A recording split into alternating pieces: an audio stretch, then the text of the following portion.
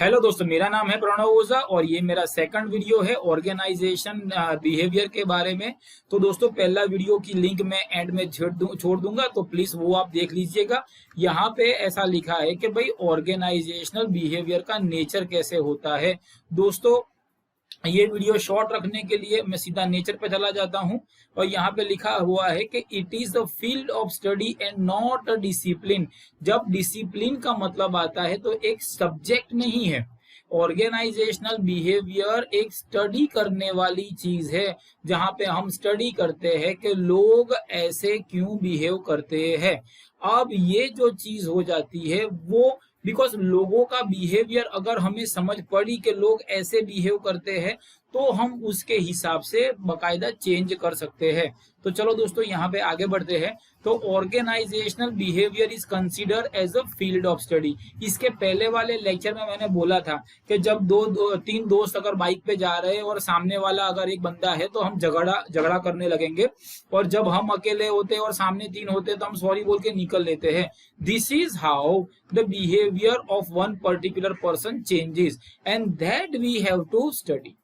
तो any discipline मतलब any subject must have accepted science as is theoretical foundation.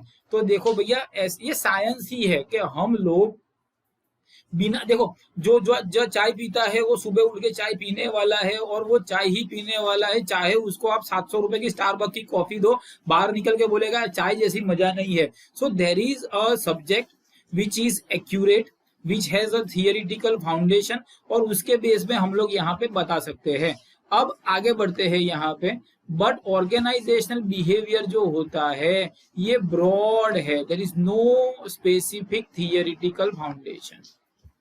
ये समझ लो भैया कि भाई ऐसे ही बिहेव होगा, सुबह हम ये करेंगे, शाम को हम वो करेंगे, एक्सेप्टेड। संडे होता है तो हम नहीं करते हैं। मतलब ऑर्गेनाइजेशनल बिहेवियर एक स्टडी करने लायक सब्जेक्ट है जिसमें कोई रूल, कोई थियरी नहीं होती है। मैंने कभी किसी से झगड़ा नहीं किया, लेकिन शायद झगड़ा कर भी सकता हूँ। या मैंने पूरी जिंदगी वो अशोक राजा जो था उसने सब जीत लिया, फिर उसने सब त्याग दिया। तो human behaviour can not be predicted. There is no gravitation का लॉ है, that is precise, accurate and perfect. जो ऊपर जाएगा वो नीचे आएगा, but this you can not say, because भाई ह्यूमन बींग्स जो होते हैं वो ऊपर जाएगा नीचे आएगा, ऐसा होता नहीं है। अब नेक्स्ट लिखा हुआ है interdisciplinary depends upon the discipline. मतलब so it is not accepted as a science. ये प्योर साइंस नहीं है कि भाई ऐसा होगा तो ही ऐसा होगा। मैं एक एग्जांपल देता हूं। मान लो कि भाई एक वाइट कलर का शर्ट है जो आपको अपनी बर्थडे पे लाना है, और उसका दो शर्ट है, ठीक है। एक की कीमत 1000 रुपए है, दूसरे की 700 रुपए कीमत है। तो आप कौन सा लोगे? बट ऑब्वियसली यार ये 700 वाला ले लो, अभी लॉकडाउन चल रहा है। लेकिन आपके पापा को अगर गिफ्ट देनी है, नहीं यार मेरे पापा है, is the best person in this world. See, so it is a science because you can not actually correlate, you cannot predict that how a particular human being will behave, in what fashion it will behave। तो यहाँ पे ये सारी चीज है। so it is not accepted as a medium, it is not accepted as a science, ठीक है। therefore it is a field of study, it is a field of study, not a subject to study, ठीक है। और उसमें हम लोग change करके आगे बिहेव कर सकते हैं। आगे पढ़ते हैं। बेसिकली इट इज इंटरडिसिप्लिनरी, मतलब बहुत सारे सब्जेक्ट्स चेंज होते हैं। मैं खुद की बात करूं तो 8 स्टैंडर्ड तक मैं थोड़ा सा एवरेज स्टूडेंट था, या तो आप बिलो एवरेज बोल सकते हो। 10th में मेरे परसेंटेज अच्छे आए, 11th में 12th में मैं लोगों को सिखाने लगा। कॉलेज में मैंने सीए ज्वाइन किया, तब जब मैं टीवाई में था तब लोगों को ऑडिट सिखाता था। So it can not be predicted कि ये लड़का ऐसा है तो पूरी जिंदगी ऐसा ही रहेगा। तो इट्स अ साइकोलॉजिकल, ठीक है। हम ये सोचते हैं, हम वो सोचते हैं, हम ऐसे बिहेव करते हैं। अगर आपको अपनी सिस्टर प्यारी है तो आप पॉकेट मनी भी बचा बचा के रक्षाबंधन पे आप उसको अच्छे वाली गिफ्ट देने ही वाले हो। और अगर सिस्टर है मतलब वो प्यारी ही रहेगी पूरी, नहीं, ऐसा नहीं होता है। तो इट्स साइकोलॉजी। कभी आप जो सोचते हो आप वैसे बिहेव करते हो। शाहरुख खान की पिक्चर अच्छी नहीं है, अक्षय कुमार की पिक्चर अच्छी नहीं है, आप सोचते हो तो ऐसे बिहेव करते हो। रजनीकांत मुझे नहीं पसंद है, लेकिन साउथ का तो वो superstar, That does not mean that I am wrong, they are right, or they all are wrong and I am right. But it is a way, हम कैसे बिहेव करते हैं, जैसे हम सोचते हैं. नेक्स्ट लिखा हुआ है यहाँ पे सोशियोलॉजी. सोशियोलॉजी का मतलब ये हो जाता है कि हम कैसे, किस तरह से लोगों के साथ मिलते हैं. मैं एग्जांपल देना चाहता हूं कि भाई मैं अगर मेरे फ्रेंड्स के साथ हूं तो मैं बहुत मस्ती करता हूं, लेकिन कोई टीचर के साथ हूं तो जी सर कैसे हो सर. अगर मैं मेरे कजिन्स के साथ हूं तो हम लोग हंसते हैं, खेलते हैं, मजाक मस्ती करते हैं. लेकिन वही प्रणव सर अगर एक स्टूडेंट से मिलते हैं या स्टूडेंट के पेरेंट्स से मिलते हैं तो my behaviour in that society, in that social group is very different than how I behave. मैं मेरी मासी के वहां जाता हूँ तो हम लोग नीचे बैठ जाते हैं, अगर मैं आपके घर पे आऊंगा तो कुर्सी पे बैठूंगा और बड़े अदब से बैठूंगा. तो ये सारी चीजें हो जाती है. नेक्स्ट लिखा हुआ है एंथ्रोपोलॉजी. हम कहाँ से आए हैं. अब Indian will remain Indian if he is in America also, और American will behave because they are American. तो American this is like this. हम क्या बोलेंगे, हमारे गांव से भी कोई आया तो हम बोलेंगे कि ये मेरी बहन है बिकॉज हमारे गांव की है. और अमेरिका वाला अगर उसका काका का लड़का भी आया तो बोलेगा is my cousin, is my brother नहीं, is my cousin. Cousins are different, brother. हमारे तो कजिन वजिन होता ही नहीं, तू भाई है तो भाई है, बहन है तो बहन. तो this is how anthropology effects our thinking. Next political science है. देखो यार, अब आप जॉब करोगे तो झगड़े तो होने ही वाले हैं, झगड़े लगाने पड़ते हैं. अगर आपको प्रिंसिपल से काम है तो फिर उससे दोस्ती करनी पड़ती है. तो यार ये साइंस भी है और पॉलिटिकल भी है. तो ये सारी चीजें देखना. मैं जब टीचर बना तो मेरी फर्स्ट जॉब जो थी वो एक स्कूल में लगी थी, नाम नहीं बोलूंगा. अब वो स्कूल के कैंटीन में मैं जाके ये टीचर इसके बारे में खराब बोले, ये टीचर ऐसा, दैट टॉल आई टॉल, और उसके सामने जाके उसका खराब बोले. मैंने ये 10 दिन देखा. मैं बोला नहीं, this is not the environment I will be comfortable for the rest of my life. तो ऑर्गेनाइजेशनल एनालिसिस इसको बोलते हैं. Thus is borrows knowledge from, और ये सब देख के मुझे नॉलेज होगा और उसके हिसाब से हम लोग यहाँ पे प्रॉपरली ट्राई करेंगे.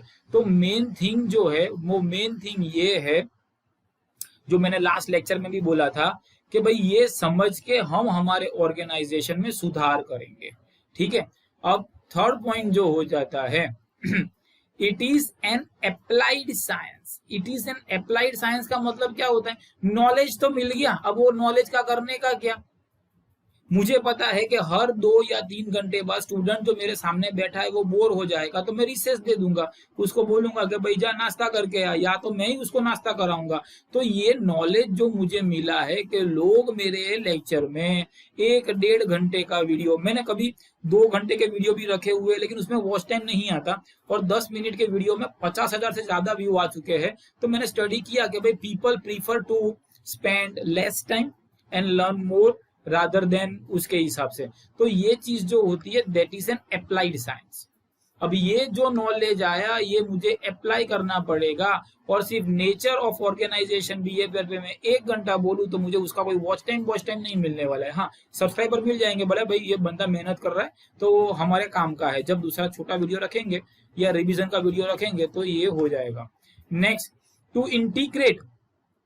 नेक्स्ट क्या लिखा हुआ है, to integrate collect knowledge of various discipline. तो मतलब ये नॉलेज जो है हमने कलेक्ट किया, इसको हम समझेंगे, इसकी एक बकायदा हम एक सिस्टम बनाएंगे, और वो सिस्टम ऐसी होगी कि जो हमारे ऑर्गेनाइजेशन का गोल जो है वो अचीव करने में हमको बहुत ज्यादा हेल्प करें. To make application. ये नॉलेज देखो, मुझे नॉलेज है कि सर्दियों में अदरक खाने से अदरक शरीर में गर्मी पैदा करती है, सर्दी नहीं होती है, तो ये कोरोना वायरस नहीं रहेगा. नॉलेज तो है लेकिन मैं अदरक नहीं खा रहा हूँ. हल्दी बहुत इफेक्टिव होती है, नॉलेज तो है, मैं अप्लाई नहीं कर रहा हूँ. तो नॉलेज ठुल्लू भी काम नहीं आएगा अगर आप उसको अप्लाई नहीं करोगे. तो आपने ऑर्गेनाइजेशन बिहेवियर देख के सब देख तो लिया, अब क्या करना है, तो भाई उसको अप्लाई करना है. और जो भी प्रॉब्लम्स है वो सारे के सारे प्रॉब्लम जो है उसे सॉल्व करने हैं. कि भाई लोग ऐसे हैं, लोग ऐसा सोचते हैं, लोग ऐसे बिहेव करते हैं. मैं आपकी बात बोलूं, आपकी या आपके आजू बाजू में अड़ोस पड़ोस की बात बोल दूं, सब लोग बोलेंगे नरेंद्र मोदी ऐसा, नरेंद्र मोदी वैसा. MS धोनी ने लेफ्ट में शॉट मारा, राइट में मारना था, ऑफ साइड पे उसने 1 रन लेना था, उसने लेग साइड में मारा। अबे तू धोनी है, तू कभी ग्राउंड में गया, कभी तूने धोनी जितना दौड़ता है उतना तूने दौड़ के दिखाया, विराट कोहली जितनी मेहनत कर रहा है, बुमराह जितना फिट है, तो नहीं, लेकिन सलाह देने। See this is how a typical human being behaves. तो it is an applied science, it is an applied science. Normally this research are conducted in laboratory, मतलब ऑर्गेनाइजेशन में। आप देखना कितनी प्रैंक होती है। मैं एक प्रैंक की बात कर दूं, मैंने देखा था कि लड़की लड़के को मार रही थी कि तूने ऐसा क्यों किया, वैसा क्यों किया, पब्लिक में मार रही थी, कोई खड़ा हुआ नहीं लड़के को बचाने के लिए, और वही लड़का पब्लिक में लड़की को मार रहा था, तो 10 बंदे खड़े हो गए, this is how you behave. So basically ऐसे एक्सपेरिमेंट करने के बाद हम लोग ये नॉलेज पे पहुंचे हुए हैं, उसको ऐसे अप्लाई किया हुआ है। तो जनरली ये रियल लाइफ नहीं होता है। अगर मैं बोलूं कि आपके सामने कोई बंदूक वाला बंदा आया तो 2 पॉसिबिलिटी है, या आप भाग जाओगे या लड़ पाओगे। लेकिन कंट्रोल्ड एनवायरनमेंट जो होता है, कंट्रोल एनवायरनमेंट क्या होता है? फास्ट एंड फ्यूरियस देखा, बोले हाँ सर, सारे चैनल देखे, हाँ सर बहुत मस्त है, हाँ सर। वो 120 माइल्स पर आवर, मतलब 150 किलोमीटर पे घंटे पे गाड़ी भगा रहे, तो उनका एक्सीडेंट क्यों नहीं होता है? और हम 70 पे चलाए ना, तो भी अंकल आके हमको गिरा के जाएंगे, और 10 मिनट के अंदर फ्रैक्चर बॉस। बिकॉज वो कंट्रोल होता है, पता है उनको कि गाड़ी ऐसे ही सीधी जाने वाली, सामने से कोई नहीं आने वाला। और हमारे यहाँ तो अनकंट्रोल होता है। तो ये कंट्रोल्ड एक्सपेरिमेंट किया हुआ होता है और लोगों को पता चलता है, इसीलिए इसको अप्लाइड साइंस बोलते हैं। ठीक है, अब आगे, next, it is normative and value centre. अब यार ये नॉर्म्स क्या होता है? ये नॉर्म्स डिफरेंट होता है। नॉन वेजिटेरियन बोलेगा कि इसके जैसा खाना तो जिंदगी में नहीं है। तो मैंने वेज भी खाया हुआ है, नॉन वेज भी खाया हुआ है, मुझे पता है। अभी मैं डाई हार्ड वेजिटेरियन हूँ, लेकिन नॉन वेजिटेरियन खाने का मजा ही कुछ अलग होता है। तो दिस डिपेंड्स अपॉन नॉर्म्स। आप क्या सोचते हो, चोरी करनी चाहिए? बोले नहीं। टैक्स की चोरी, हाँ वो चलेगा, तो चोरी चोरी होती है। सो बेसिकली आप जो सोचते हो किसी को ये नहीं करना, लव मैरिज अच्छा है या अरेंज मैरिज अच्छा, तो बोलेगा लव मैरिज अच्छा है। अब दोनों में तकलीफ होती है, झगड़े दोनों में होते रहते हैं, सीन होता रहता है। लेकिन अमरीश पुरी जैसा बाप होगा, बोले नहीं हमारे खानदान में लव मैरिज नहीं चलेगा, ये चीज। तो मोरल यहाँ पे यही है, इट इज नॉर्मेटिव। और वैल्यू सेंटर, वैल्यू का मतलब क्या हो जाता है? हमारे ही देश में, हमारे ही सोसाइटी में कितने बच्चे ऐसे हैं जो अपना करियर बनाने के लिए यूएसए कनाडा चले गए, और माँ बाप जो है वो यहीं रह गए। और कितने ऐसे हैं जो बोले नहीं यार, माँ बाप के बिना तो जिंदगी नहीं है, हम तो यहीं रहेंगे। तो it is normative.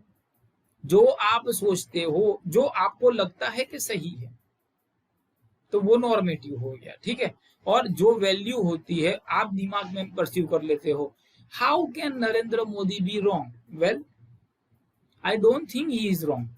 How can Gandhi G be wrong? अगर आपको उसकी जगह पे रख लिया जाए तो आप भी वैसे ही काम करोगे। तो मोरल यहाँ पे यही है कि it is value centre, it is a value centre. It prescribe that how to apply various finding, जो भी हमें मिली है बराबर, लोग उसे कैसे एक्सेप्टेबल करते हैं सोसाइटी में।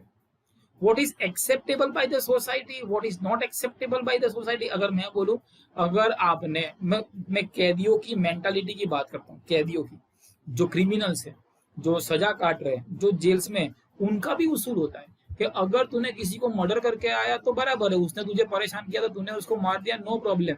लेकिन अगर भैया आप लोगों ने कोई भी लड़की के साथ कुछ भी गलत काम किया हुआ है, तो वो कैदी आपको इतना मारते हैं ना, बिकॉज उनके भी कुछ उसूल होते हैं। तो जो उसूल चीज जो है, उस चीज को हम लोग नॉर्मेटिव बोलेंगे। क्या बोलेंगे बेटा? उस चीज को हम लोग नॉर्मेटिव बोलेंगे। What is acceptable by the society और the people, that depends upon the value of the society. इसी तरह से कोई सोसाइटी में नॉनवेज खाना अलाउड है। अगर रशिया में जाओ तो दे ड्रिंक, लेकिन क्या ड्रिंक करते हैं? दे ड्रिंक वाइन और लिटिल बिट ऑफ ब्रांडी और दिस दैट, जस्ट बिकॉज इतनी ठंडी होती है कि वो उनको चाय से, या छाछ तो वो लोग पीते ही नहीं है, उनको छाछ मतलब बटर मिल्क, वो तो वो लोग पीते ही नहीं है, उनको फायदा ही नहीं है, हमको वो चाहिए। सो सम सोसाइटी के अंदर values are different, another society में वैल्यूज आर डिफरेंट। हमारा काम है वो वैल्यू बढ़ के वो बंदे से ऐसे बात करनी, ऐसे काम निकालना कि भाई हमारी ऑर्गेनाइजेशन का काम बड़े आसान से और बड़े आराम से हो जाए। नेक्स्ट लिखा हुआ है ह्यूमनिस्टिक एंड ऑप्टिमिस्टिक। ये लोगों के साथ मिलके, लोगों के लिए, ये समझ रहे हो? तो organisation behaviour is humanistic because it gives more attention to the need and motivation of the people. लोगों को क्या चाहिए, लोग कैसे होते, लोग सी एक चीज है, आप सब लोगों को खुश नहीं कर सकते हो लेकिन बहुत सारे लोगों को खुश कर सकते हो। बिकॉज बहुत सारे लोग एक ही चीज होती है, उनको पगार चाहिए, उनको छुट्टी चाहिए, उनको काम कम चाहिए, उनको ये चाहिए, उनको वो चाहिए। तो जो भी लोगों को चाहिए या जो भी चीज से लोग खुश होंगे वो चीज हम लोग बकायदा ऑर्गेनाइजेशन में रखेंगे। बिकॉज लोगों को पसंद होता है। फ्री में अगर चाय दूं तो लेट कोई नहीं आएगा, प्रोवाइडेड आप 10 मिनट पहले आ जाओ। देखो 10 मिनट की जल्दी आने से कितना फायदा होता है, तुरंत वो बंदा काम पे लग जाएगा बिकॉज मैंने उसको फ्री की चाय पिलाई है। आप देख लेना, आपको कोई भी बंदे से कुछ भी काम निकालना है, उसको बोलो चलो मैं आपको खाना खिलाता हूँ, वो ना नहीं बोलेगा। एक बार वो खाना खाने आया, फिर बातें करो, ये करो, वो करो। ऑर्गेनाइजेशन बिहेवियर, तो organisation behaviour is humanistic because it gives more attention to the need and motivation of the people, के लोगों को किस तरह से ध्यान देना है। नेक्स्ट उसने बोला है it prescribe the management to consider thinking feeling motivate. लोग कैसे मोटिवेट होते हैं, लोग कैसे फील करते हैं, बराबर लोग कैसे बिहेव करते हैं। अगर आप इंडिया की टीम में हो तो क्या आपको ऐसा लगता है कि धोनी या तो विराट कोहली ऐसे बोलेगा तू पंजाब का शेर है, पंजाब? अबे नहीं, you are an Indian playing for your country, do your best. See that will motivate every person. अगर मैं ऐसा बोलूं गुजरात ऐसा है, पंजाब ऐसा, नहीं, इंडिया ऐसा, everybody will accept. See this is how I will motivate my student. ये समझ रहे हो? अभी एक थोड़ा सा वीडियो तो लंबा चलेगा ही चलेगा, लेकिन एक एक्स्ट्रा वाली चीज भी है। एक्स्ट्रा वाली चीज ये है कि टीचर्स पता नहीं क्यों लोगों को, स्टूडेंट को, मतलब तू कुछ नहीं कर सकता, बराबर तुझे कुछ आता नहीं है, तू बेवकूफ है, बंदे को ऐसा फील कराते हैं इज गुड फॉर नथिंग। तो उसकी थिंकिंग जो होती है वो वहीं वहीं मर जाती है। तो हमें एक ऑर्गेनाइजेशन चाहिए जहां पे लोग आए, लोग सोचे, लोग खुश रहे, लोग मोटिवेट रहे। तो इट इज एन ऑप्टिमिस्टिक, मतलब अच्छे से अच्छा हो, ऐसा होना चाहिए। उसके बाद this means it suggest that every person is capable of becoming independent, creative, productive and capable of giving positive contribution. देखो हर एक बंदा, भगवान ने गार्बेज नहीं बनाया है, आप हो तो आप गार्बेज नहीं हो। तो मोरल यहाँ पे यही है कि एवरी पर्सन कुछ ना कुछ होता है और हमें हर एक पर्सन को वो पर्सन जैसा ट्रीट करना है, ना ही कि मशीन जैसा। मैं ड्राइंग में बहुत खराब हूँ, अगर मैं यहाँ पे मेरा नाम लिखूं तो आप बोलोगे यार ऐसे हैंडराइटिंग है।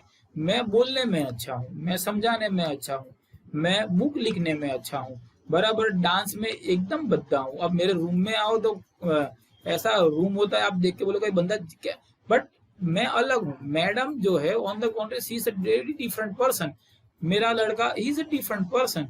सो I will take what is good in that person और मैं उसको उसके हिसाब से आगे बढ़ाऊंगा। नेक्स्ट यहाँ पे लिखा हुआ है organisation oriented towards organisation objective.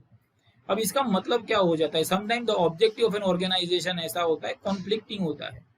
लेकिन देखो कॉन्फ्लिक्टिंग का मतलब क्या, संडे को नहीं आना, ज्यादा काम नहीं करना, बराबर सैटरडे को ज्यादा बैठना। तो कोई सैटरडे को ज्यादा बैठने को बोलेगा, कोई संडे को आने को बोलेगा, तो ये कॉन्फ्लिक्ट हो गया। तो मुझे क्या होता है कि यार दोनों ग्रुप के हेल्प करना है। कभी क्लास चलाते हैं तो पता होता है 10 लड़कियां बोलेगी शाम को मत रखो, 4 लड़के बोलेंगे शाम को रखो। तो अगर मैं शाम को रखा तो लड़के ना खुश, सुबह रखा तो लड़कियां ना खुश। तो यार आई हैव टू इंटीग्रेट, आज तुम्हारा मान लेते कल इनका मान लेंगे। तो every group, every person, see coordination is important, cooperation is important. Conflict कहीं भी आता है तो प्रॉब्लम हो जाता है।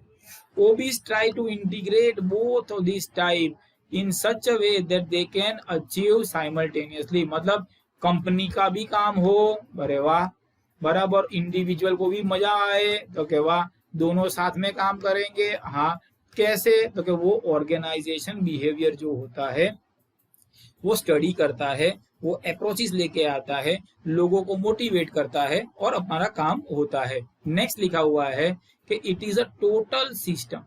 क्या लिखा हुआ है भैया? It is a total system या टोटल अप्रोच। तो टोटल सिस्टम कैसे होती है कि लोग आएंगे, लोग देखेंगे, अप्रोच करेंगे। तो organisational behaviour is total system, total approach. It takes into account all the variable जो इन्फ्लुएंस कर रहे हैं लोगों को, कब, कहाँ, कैसे, क्या, बराबर। और एक ऑर्गेनाइजेशन सिस्टम बनाई हुई है। The approach suggests that organization behavior person depends upon socio-psychological factor। कितने जगह पे कितने रिलेटिव्स के घर जाना पसंद है, कितने रिलेटिव्स के मकान बड़े बड़े हैं लेकिन जाना पसंद नहीं है, वहां पे हमें फील गुड फैक्टर नहीं मिलता है। तो वो सारी चीजें हैं। कितने लोग हमारे घर पे आके बोलते बैठते हैं, हम बोलेंगे यार खाना खा के जाओ, और वो गए थे यार, थोड़ा बैठा होता तो मजा आती, कितने आते ऐसा होता है साला कहाँ आ गया, ये जाए तो अच्छा। तो ये सारी चीजें जो होती है दैट इज सोशल साइकोलॉजी। ठीक है, तो हाउ हम लोग साइकोलॉजिकली फ्रेम करते हैं, किसको हम पसंद करते हैं। आपके जितने मार्क्स आए आपके फ्रेंड के उतने ही मार्क्स होते हैं या 2 मार्क्स कम होते हैं। अगर आप रैंकर हो तो आपके फ्रेंड रैंकर होते हैं, आप बेंच बेंचर हो तो वो वैसा ही होता है। तो ग्रुप इन्फ्लुएंस, कल्चरल फैक्टर, सारी चीजें मिला के हम एक कंप्लीट प्रोसीजर देखेंगे और लोगों को उसके हिसाब से अंडरस्टैंड करेंगे। ये चीज जो होती है उसे बोलते हैं ऑर्गेनाइजेशनल बिहेवियर। तो दोस्तों ये था हमारा एक छोटा सा वीडियो, बड़ा हो गया है, और दूसरे वीडियो की लिंक्स जो है वो मैंने शेयर कर दी है। I wish you all the best for your exam. Goodbye, God bless you and जय हिंद।